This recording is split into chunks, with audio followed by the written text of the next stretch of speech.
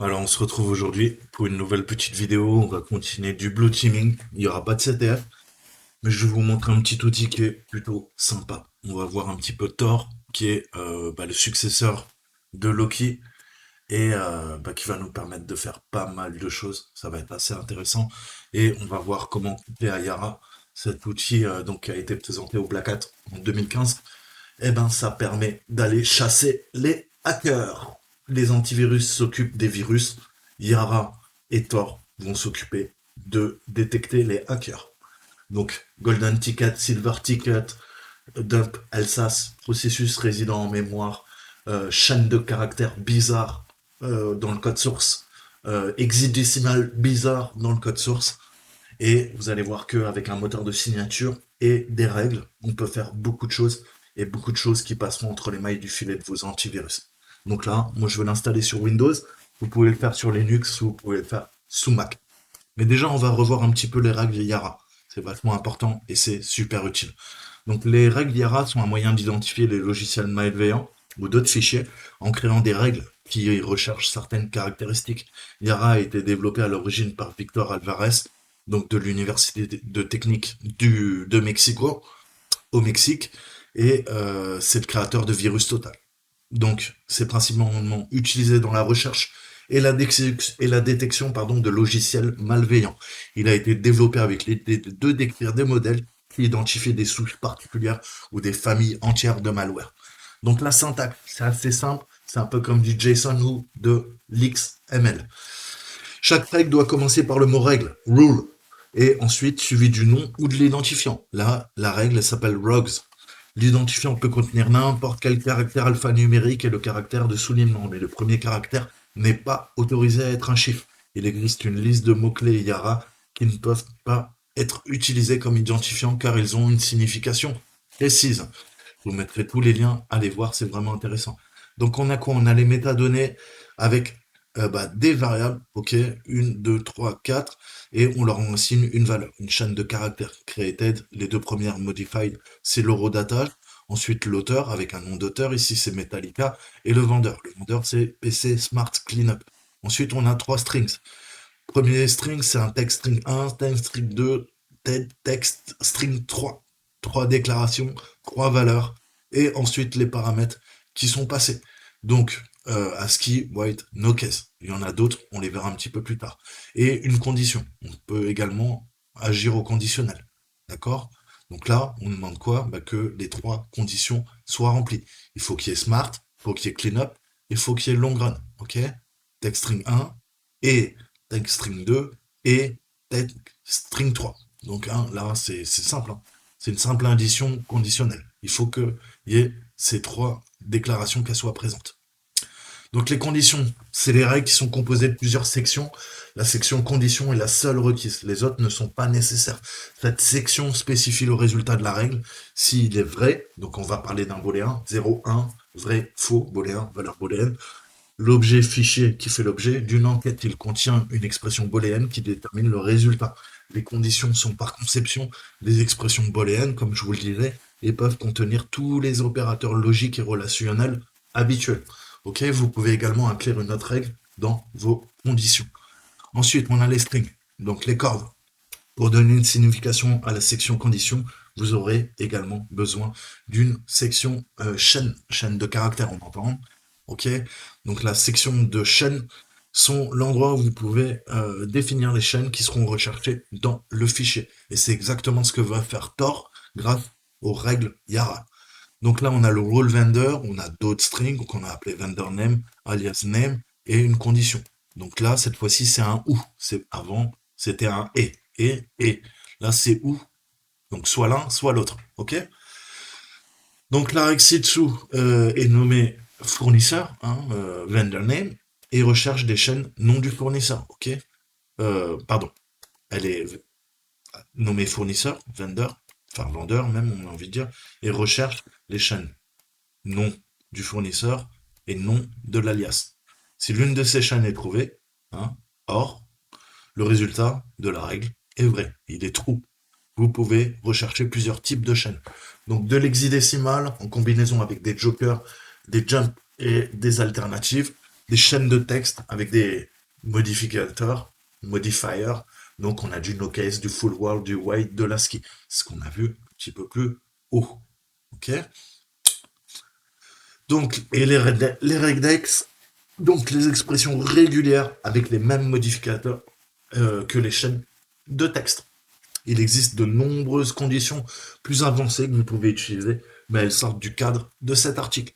Si vous souhaitez en savoir plus, allez voir la doc Yara. Donc là, vous avez tout, je vous mettrai tous les liens, et c'est vraiment intéressant parce que vous allez voir qu'on peut faire des trucs incroyables. Donc, voyons maintenant les métadonnées.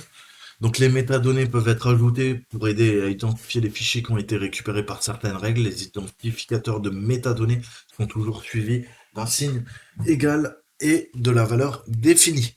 Les valeurs affectées peuvent être des chaînes, des entiers ou une valeur booléenne.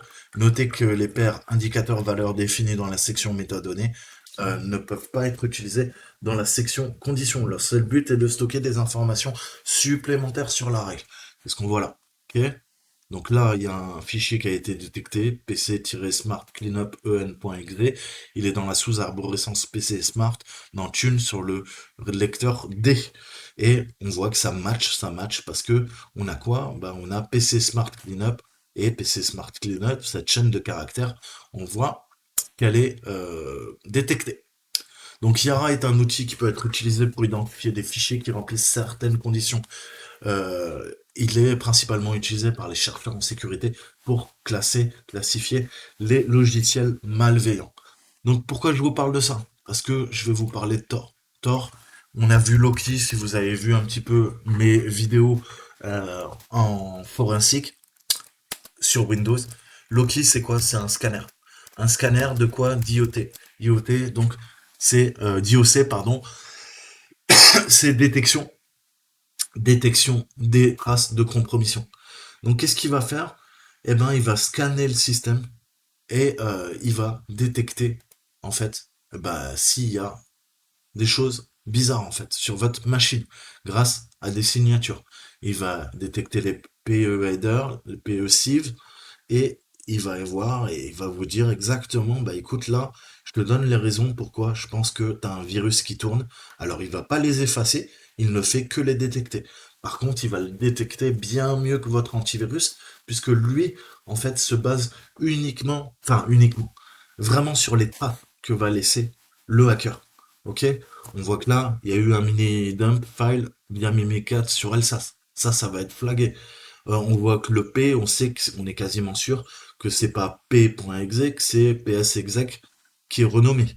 Donc tous les outils qu'on utilise au quotidien pour faire du red teaming, pour faire des tests de pénétration, qu'utilisent les white hats, eh ben on va pouvoir les détecter en blue teaming grâce à ce fichier de signature. Donc il y a Loki et ensuite il y a une version améliorée en fait de tout simplement de Loki qui s'appelle Thor et qui cette fois-ci, donc ça c'est en Python, lui tourne en, en Go, programmation. Donc on va voir, je sais pas s'il me faut Python, je l'installerai pas parce que j'ai pas envie d'ouvrir des portes dérobées sur mon système. Ok, il est décompilé. Donc on va voir un petit peu comment ça se passe. Je vais vous montrer Loki déjà dans un premier temps. On va se faire ça. Donc vous créez un répertoire sur le bureau, faites comme vous voulez. Vous pouvez le mettre ailleurs, si vous voulez le mettre ailleurs. Et il vous faudra donc un CMD, donc ligne de commande en admin, et ou un PowerShell. Moi, pour ce faire, je vais utiliser PowerShell. Donc, qu'est-ce que je fais? Je vais tout extraire là-dedans. Et on va voir un petit peu comment ça se passe. Donc, si vous avez sécurisé comme moi, il faudra penser à ouvrir un configurator et on va bien le régler. Donc désactiver le validate admin CS, sinon bah, si les fichiers sont pas signés numériquement, ça va vous bloquer. On va aller dans pass et là je vais ajouter un dossier et je vais lui dire écoute, tu laisses tranquille Loki qui est sur mon bureau. Donc là il y a Tor que je vous montrerai après. Et donc c'est une société allemande qui fait du très très bon boulot. Et franchement, c'est super utile. Je fais un scan, je sais pas, tous les mois à peu près. Donc là, on a Loki, parfait. Je close, j'ajoute la règle, je minimise. Ok. Donc, je vais me lancer un PowerShell. On admin. Et je vais même voir si on a un petit peu de doc ou pas.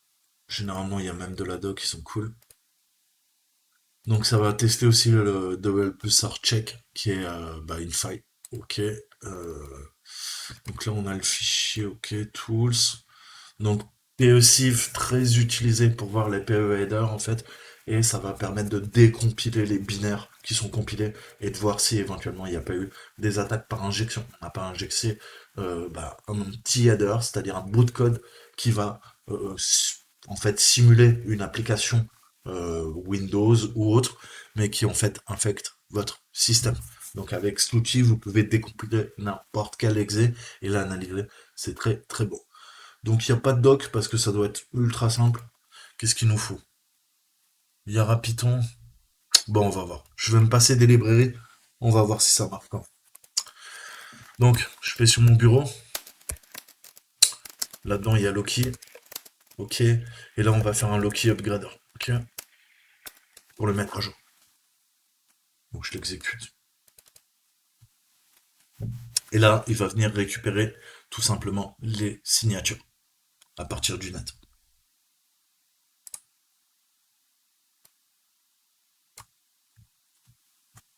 Donc, il récupère la dernière version. Voilà. Il ajoute dans la base de données Yara toutes les signatures, les derniers ransomware. Risque de sécurité? Alors, des fois, il va être flagué par votre antivirus, mais vous inquiétez pas, c'est un faux positif. D'ailleurs, je vais aller lui dire là, tu m'exclus, ouais. Et c'est quoi? C'est dans ces deux points Loki signature, ouais, donc c'est sûr. Ça, tu me l'exclus, ok. Et même pour être tranquille, qu'est-ce que je vais faire? Je vais aller dans antivirus.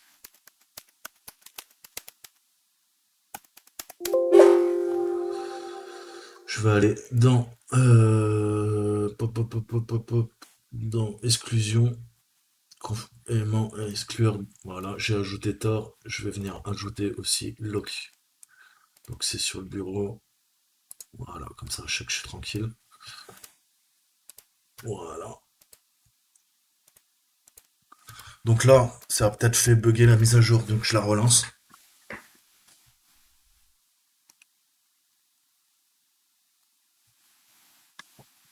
Donc là, qu'est-ce qu'on va faire? Bah, on va lancer Loki, tout simplement.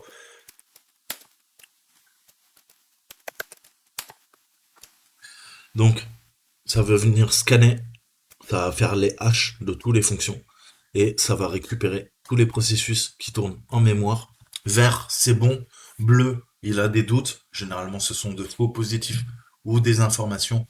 Jaune et rouge, il faut absolument que vous regardiez parce qu'il y a un problème. Donc on le laisse tourner tranquillement.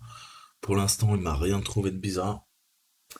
Il y a toute la télémétrie de Nvidia, mais bon, ça, je sais que Nvidia m'espionne via leur driver, c'est pas une nouvelle. Je suis pas trop con. Norton le fait aussi, je suis pas trop con. Tous vos antivirus sont sur le cloud, ils vous espionnent, ils sont connectés constamment à des adresses IP. Ça me choque pas trop. VMware, oui aussi, parce qu'il fait tourner mes VM. Donc jusque-là, ça me choque pas trop, j'ai envie de dire. Je vais me focaliser sur tout ce qui est en jaune et tout ce qui est en rouge. Pour l'instant, on n'a que du vert, que du bleu.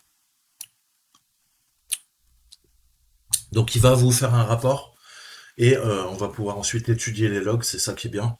On va le laisser tourner, ça va prendre quelques minutes. Et vous allez voir que Loki et Thor sont complémentaires. Je ne parlerai pas des versions pro qui coûtent des dizaines de milliers d'euros, qui vous font un paquet de trucs. Là, on va voir les versions gratuites que nous, on peut se permettre. Donc on va le laisser tourner, on va voir ce qu'il récupère. Et en attendant, je vais vous parler un peu de Thor. Donc, Thor, c'est quoi? Donc on a Loki, on va voir brièvement. Donc Loki, c'est un scanner IOC gratuit et simple. Une réécriture complète des principaux modules d'analyse de notre scanner APT Tor complet. Donc on va utiliser les deux. Loki est un moyen de scanner votre système pour trouver les traces de compromission, en fait. Donc il y aura holes, hachage, nom de fichiers indicateurs sur des expressions régulières. Hein, par exemple, il va essayer de trouver tout ce qui est en exe, mimikatz.exe, il va là flaguer. Et nom de fichier d'indicateur souple basé sur les regex. Ensemble de règles via Yara. Donc il y a une base de données de signature. Donc on peut éditer les signatures. Donc c'est ça qui est bien. Dès que j'utilise un nouvel outil en pen testing, je vais pouvoir ajouter sa signature et moi-même faire ma petite popote pour détecter des APT. Qu'est-ce qu'on va rechercher ici? On va pas rechercher des virus, on va rechercher des traces de compromission d'APT. APT, Advanced Persistent Threat. Menace persistante avancée. Vous savez qui fait des APT? C'est des putains de groupes de hackers qui sont soutenus par des États-nations ou ce sont les services de renseignement. Ok. Donc l'APT, c'est quoi? C'est installer des backdoors et rester dans le système pendant des mois sans se faire détecter, exfiltrer des informations ou faire des attaques de ransomware. Donc ce sont les plus dangereuses. Donc ça va permettre de scanner tout ça. On pourra également, euh, voilà, hein, les menaces qui sont pas détectées par les solutions antivirus courantes. C'est pour ça que je vous dis toujours, dès que vous avez des connaissances, vous pouvez contourner tous les antivirus. Pas parce qu'ils servent à rien, pas parce qu'ils font plus qu'un certain type de choses. Et vous savez qu'en cybersec, surtout en blue teaming, en défense, eh ben, ça va être des couches, des strates de sécurité. On va ajouter des couches, des surcouches de sécurité parce qu'on sait qu'il y a une couche ne suffira pas et elle peut être faillible. Donc, on va ajouter plein de couches et c'est ces sortes de briques étalées les unes sur les autres qui vont sécuriser un tant soit peu un système d'information, un serveur ou un poste client. Ok. Donc ça enregistre tout. On va voir les résultats. Donc le système semble propre. Des objets suspects ont été détectés ou carrément il y a des indicateurs et là c'est en rouge. Voilà. Donc ça c'était la première version de leur scanner IOC. Vous pouvez le télécharger, vous voyez directement sur GitHub. Maintenant, on va aller voir Tor. Tor qui est un peu différent, un peu plus évolué. Moi, j'utilise les deux en même temps, en fait. Donc, on a la version sur le cloud, la version Orange et la version Lite. Nous, c'est la version Lite qu'on veut. Pourquoi? Parce que, l'autre est payante. Ok? Donc, download, vous allez mettre votre adresse mail, mettre le nom que vous voulez. Moi, j'ai utilisé une fausse identité, naturellement. Et vous faites subscribe et en fait, dans les 24 heures, moi ça a mis 10 minutes, j'ai reçu déjà un email de confirmation, j'ai cliqué sur le lien hypertexte pour activer mon compte, et 20 minutes plus tard, j'ai reçu trois liens, un lien pour Mac, un lien pour pardon, Linux, un autre lien pour Windows. J'ai installé la version de Windows, et elle est quelque part par là, où c'est que je l'ai mis mon Tor? Il doit être sur mon autre écran. Non, il est là. Voilà. Donc là, j'ai les deux. J'ai Loki et j'ai Thor. Et ensuite, vous avez une clé de licence. Donc cette clé de licence, qu'est-ce que vous faites? Vous la copiez euh, et vous la mettez à la racine. Voilà. C'est un fichier leak comme une license et vous le mettez là. Et ensuite, vous avez une version 32 bits, une version 64 bits et le Tor Utils qui permet de faire les mises à jour de signature. Et ensuite, vous pouvez trouver donc certains outils, Unrar, qui permet de détecter toutes les modifications dans les fichiers rares avec des virus. Vous avez Yara, les IOC, on peut éditer directement la base de données et tout ce qui est documentation, là c'est vraiment bien foutu. On a tout le manuel et le manuel utilisateur. Donc vous voyez, ça vous explique vraiment tout, quoi. À vous de creuser, il y a 84 pages et vous allez voir que franchement c'est un superbe outil qui après vous sort des reporting en fait et comment régler tout ça. Donc là je vais pas faire avec vous, sinon la vidéo va faire des heures, mais allez voir les informations dans les PDF, surtout au moins le manuel utilisateur. Et on va voir un petit peu comment l'utiliser. Donc on va se faire une mise à jour.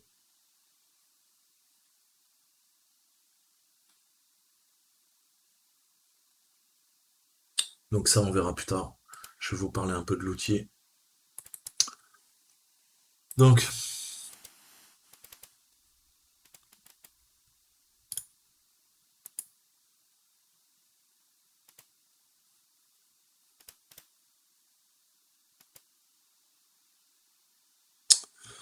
donc, le scanner Tor, ça comprend le système de fichiers de module d'analyse processus ainsi qu'un module qui extrait les informations au torrent, tout ce qui se lance au démarrage de votre B4. Ok. Donc c'est un scanner gratuit, ensemble de signatures open source précompilées, utilitaires de mise à jour, etc., etc. Et vous pouvez récupérer ensuite les syslogs, les journaux de texte, les exfiltrer vers d'autres outils de reporting et j'en passe des meilleurs. Donc nouveau scanner, multiplateforme et il est gratuit. Ok. Donc vous voyez bien que Torlight, bah, forcément fait moins de choses que Tordis, qui est la version entreprise. Par contre, on voit qu'on a deux modules en plus. C'est du Go au lieu du Python. Il est un petit peu plus gros. Il est précompilé également. Ça fait quasiment les mêmes choses, mais en mieux. Donc là, ça va se baser plutôt sur du PSIF check, du double pulsar, du Levenstein check. Et ici, on va se faire plutôt un scan au niveau de l'autorun. Les deux sont complémentaires. Et franchement, j'ai pas envie de dire de bêtises, mais j'ai pas encore assez de recul. Mais je crois que Torlight fait un peu plus même que Loki. Parce que il a 5 modules, celui-là n'en a que 3. Mais ouais, on va voir, on va lancer les deux. Donc, c'est pareil, ça va détecter les modules, ensemble de signatures Tor, euh, toutes les traces qui vont être laissées dans le journal d'événements, analyse des journaux d'événements, ça fait tout automatiquement et ça va analyser aussi tout ce qui est SHIM module qui analyse en fait le contenu hein, App Combat Cache sur les systèmes Windows et ça va venir détecter des anomalies grâce au Redex. Donc, qu'est-ce que je vais faire? Bah, c'est pareil, je vais me relancer un petit Tor et on va voir la comparaison des deux.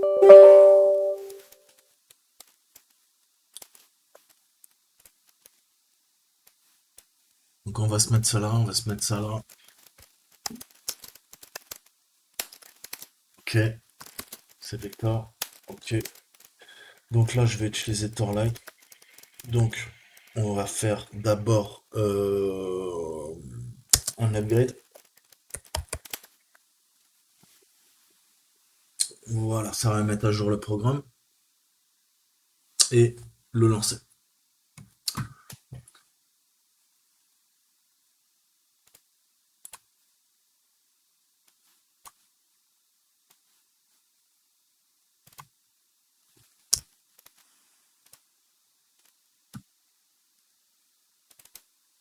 Donc ça c'est Loki qui termine son opération. Il est en train de scanner, faire un dump mémoire et on va avoir ensuite tous les résultats. Ah, il m'a trouvé un peu de jaune. Est-ce que c'est un faux positif ou pas? Est-ce que je me suis fait pirater? Suspense. Alors, ouais, on va laisser tourner parce que sinon, bah, il va forcément, il évolue. De toute façon, il va me sortir un compte rendu, fichier soit TXT, soit HTML. On va voir tout ça. Ouais, ça c'est des faux positifs. Et qu'est-ce qu'il y a? Ouais, il détecte Norton aussi, donc c'est un faux positif, ça. Je me suis pas fait péter pour l'instant.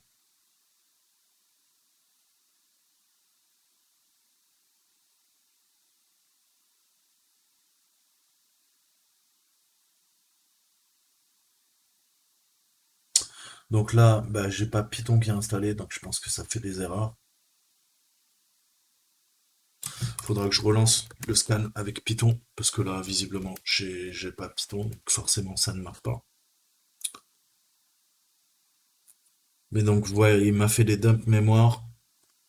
Là, il me dit qu'il y a un exe bizarre, mais c'est Norton.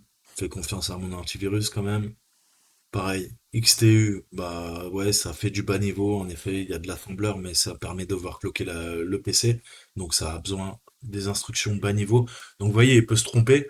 Après, c'est à vous de faire le taf et de connaître un petit peu les logiciels que vous avez installés et avoir bah, la conscience que ce sont des faux négatifs. Enfin, des faux positifs, pardon.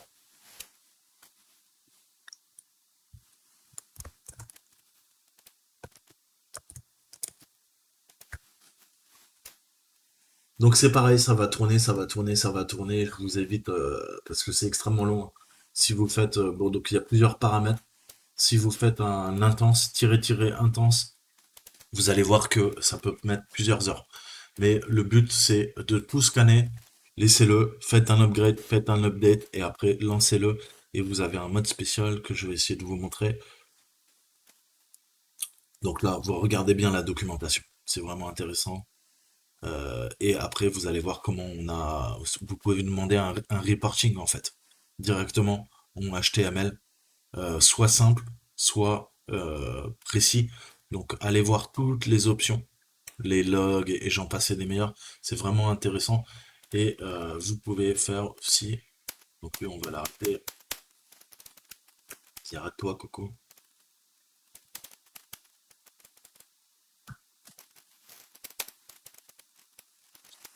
Bon, il veut pas. Il est lancé. C'est pas très grave. Et voilà ce qu'on récupère. Donc, Loki, qu'est-ce qu'il nous sort? On a une log là.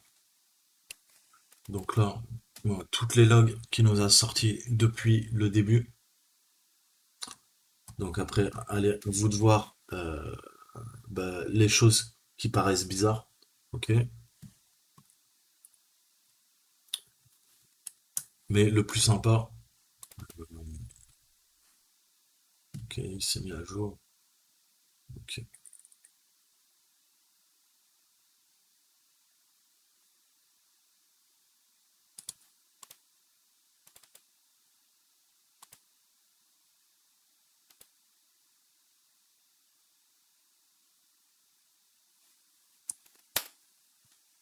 Alors, ça c'est intéressant. Par exemple, Perfume Icon. Ça c'est très intéressant par contre.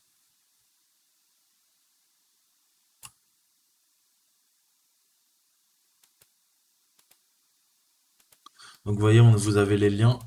C'est super intéressant. Et si on va voir Tor, c'est encore mieux foutu. Parce que bien sûr, vous avez des logs. Ah ouais, mais je les ai supprimés. C'est un peu bête. Il vous fait un fichier aussi, vous avez vraiment un fichier HTML où vous pouvez aller ensuite cliquer sur les liens et il vous redirige vers bah, les opérations qu'il a faites, tout simplement. Mais là, le scan n'est pas terminé, ça prend 2 heures. Mais grosso modo, voilà, je vous conseille d'apprendre ces deux outils, de le faire au moins une fois par mois et ensuite, eh ben, tout ce qui vous trouve, vous allez faire de l'analyse forensique, vous allez voir où sont présents. Bah là, c'est exactement ce que je vais faire. Je vais aller par exemple voir celui-là parce qu'il m'a l'air hautement suspect. Et après, bah, c'est à vous d'aller supprimer les fichiers qui sont bizarres. Allez étudier vos logs, le journal d'événements, allez regarder vos tâches planifiées pour voir s'il n'y a pas des trucs bizarres qui s'y passent. Et j'en passe et des meilleurs. De toute façon, on continuera les cours hein, sur l'analyse forensique, sur le blue teaming. Et voilà, je sais pas quand, mais je vous ferai des vidéos. Donc là, il veut quoi? Il veut Windows, installer.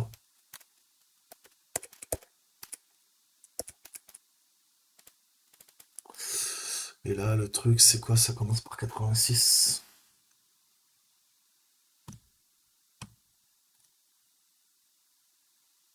86D 216. 4B 53, c'est sûr. Ok, non, bah c'est pareil. C'est Intel XT. Donc ouais, non, non, c'est bien Intel. Intel qui m'espionne hein, pour le compte de la NSA. Je suis pas dupe. Mais bon, je préfère ça que ça soit des hackers. Des vrais hackers. De toute façon, Intel vous espionnera toujours. Et là, vous pouvez rien faire. À moins de... Non, c'est même pas possible. Parce que bah, il y a Intel Management, il y a SGX, l'enclave qui tourne directement. C'est des portes dérobées en hardware. Honnêtement, vous pouvez même écraser votre BIOS, le modifier comme je l'ai fait. Il y aura tout le temps des portes dérobées d'Intel, ça vous en faites pas. Ils sont là pour ça. Donc voilà, grosso modo, on voit que c'est des fausses alertes chez moi, mais dès que vous voyez du jaune, du rouge, eh ben, il va falloir tilter et analyser tout ça. Maintenant, je vais vous montrer un truc très simple. Comment je peux faire? Je vais vous montrer quand même PE Sleeve parce que ça peut être utile. On va dans Loki, on va dans Tools, on va lancer le 64 bits. Ok. Donc il est parce qu'il y a une interface graphique aussi pour cet outil-là.